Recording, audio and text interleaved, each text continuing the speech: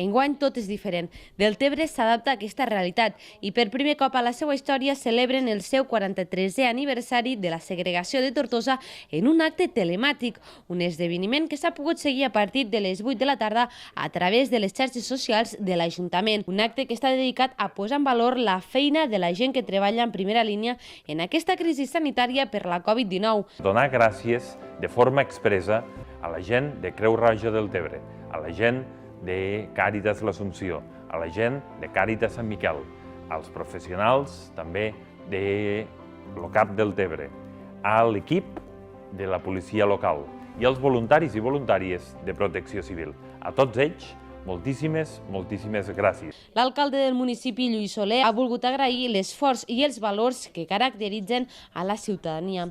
Uns 43 anys que haurem de celebrar de forma telemàtica, però no per això deixar-ho de celebrar.